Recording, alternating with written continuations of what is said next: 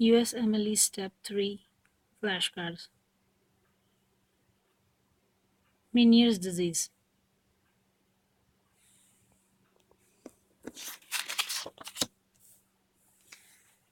It has periodic vertigo. Patients also have tinnitus and hearing loss, which is unilateral. So, the patient with unilateral hearing loss, tinnitus, and periodic vertigo is Meniere's disease. Next.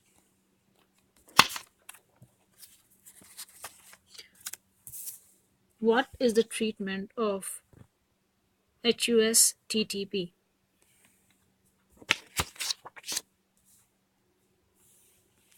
Some patients with milder form of HUS resolve spontaneously. The patients with severe TTP or HUS are treated with uh, plasmapheresis, steroids, antibiotics, and platelet transfusion do not help. So the patients with TTP and HUS do not give steroids, antibiotics, or platelets.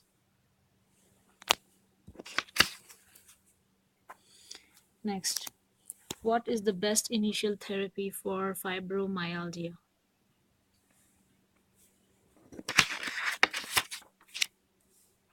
And the answer is the best initial treatment for fibromyalgia is milnacipran, toluexetin, or pregabalin, and exercises. Next, if a patient has a new onset of severe seborrheic dermatitis, you should consider testing for what? And the answer is you should test patients for HIV infection. Next,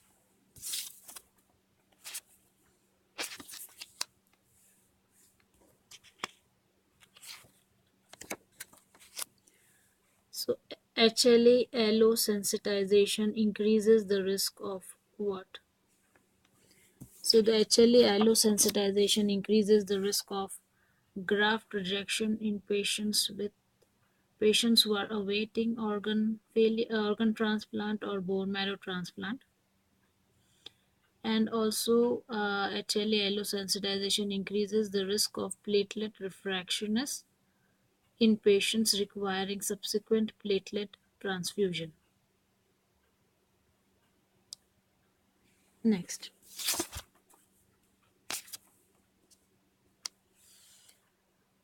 if the patient has marked eosinophilia and POD or orange peel appearance, POD orange, um, what is it called and what will be the treatment? A patient with marked eosinophilia and orange peel appearance. The answer is eosinophilic fasciitis.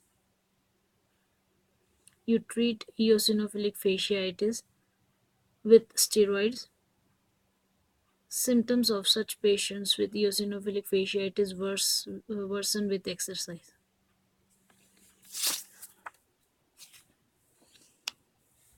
What is the threshold of blood transfusion in most stable patients with upper GI bleeding? And the threshold is hemoglobin of less than 7 grams per deciliter is the threshold, as this has fewer complications and fewer rebleeding episodes and decreased mortality.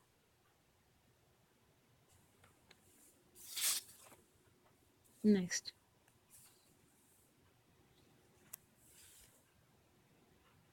massive bleeding and hemodynamic instability might require blood transfusion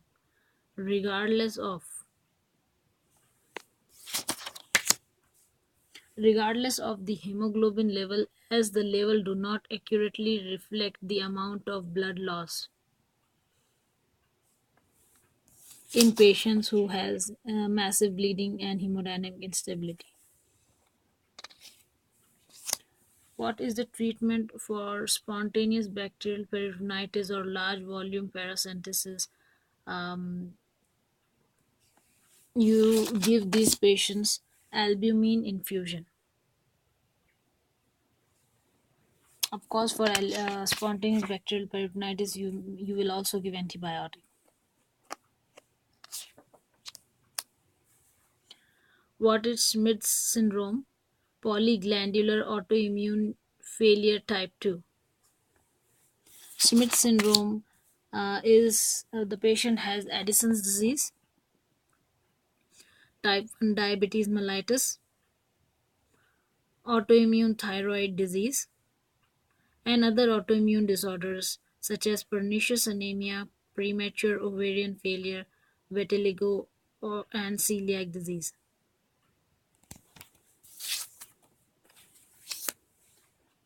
What is weakness plus increased CPK plus increased aldolase and the biopsy is positive?